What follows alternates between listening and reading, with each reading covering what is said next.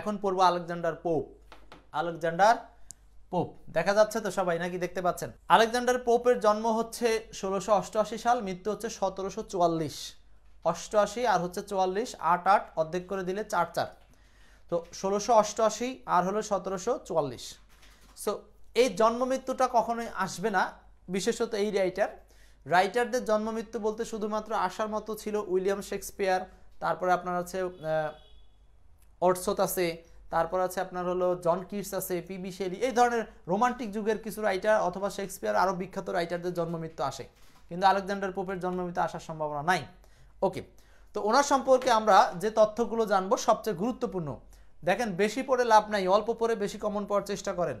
So এখানে Alexander পোপের উপাধিটা আপনাকে পড়তে হবে। ওনার উপাধি কি? উপাধি হচ্ছে মোক হিরোইক পয়েট। আলেকজান্ডার পোপের উপাধি হচ্ছে মোক হিরোইক পয়েট। আসি এখন এইখান থেকে আমরা আর কয়েকটা শব্দ একটু পড়ি, তার সাহিত্য বা কবিতা সমূহ। তার সাহিত্য বা কবিতা সমূহ, সাহিত্যকর্মের মধ্যে কবিতাগুলোর মধ্যে প্রথমটা হচ্ছে ইপিস্টল টু ডক্টর আরবুথনট। তো আপনি এখানে পড়বেন ডক্টর আরবুথনট এর চিঠিপত্র। এই ইপিস্টল মানে হলো চিঠিপত্র, ঠিক আছে? আচ্ছা, তারপরে দ্য ডান্সিয়েট মানে বোকা রাজত্ব, এই ডান্সিয়েট মানে হচ্ছে বোকা। এরপরে প্যাস্টোরালস এইটাও হচ্ছে যাজকীয় পত্র। আর একটা হচ্ছে উইন্ডসোর ফরেস্ট, এটা হচ্ছে দক্ষিণ ইংল্যান্ড শহরের একটা বন, দক্ষিণ ইংল্যান্ডের একটা বন। তো এই কয়টা কবিতা উনি লিখেছেন আলেকজান্ডার পোপ। তাহলে আমরা দেখতে পাচ্ছি কি লিখেছেন, অনেকগুলো কবিতা লিখেছেন। এছাড়াও তিনি একটা এসেস অন ম্যান নামে কবিতা লিখেছেন, এটা কিন্তু একটা কবিতা, এসেস অন ম্যান। এবং আরেকটা লিখেছে the rape of the lock. প্রবন্ধ সমূহ, তার কিছু এক্সট্রা প্রবন্ধ আছে। ও আচ্ছা, এখানে একটা জিনিস বলে রাখি, এই টাইপের বিষয়গুলো কিন্তু পরীক্ষায় বেশি আসে। পরীক্ষায় দিয়ে বলবে যে এসেস অন ম্যান এটা কোন ধরনের সাহিত্য।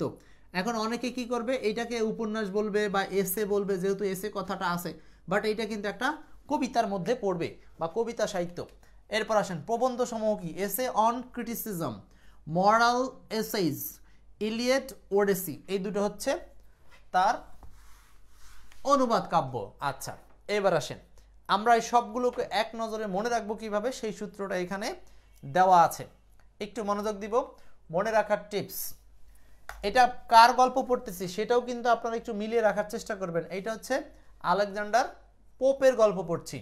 সো ইলিয়াড ওডেসি অনুবাদ, দেখেন ইলিয়ড আর হলো ওডেসি মহাকাব্য, এই দুটোর অনুবাদককে আলেকজান্ডার পোপ। তার মানে আলেকজান্ডার পোপ হচ্ছে মহাকাব্যের অনুবাদ করেছে।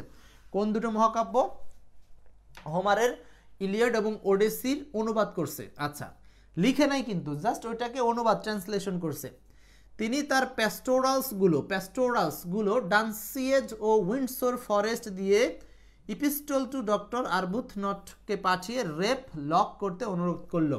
তার মানে এই ব্যক্তিকে চিঠি পাঠিয়ে বলল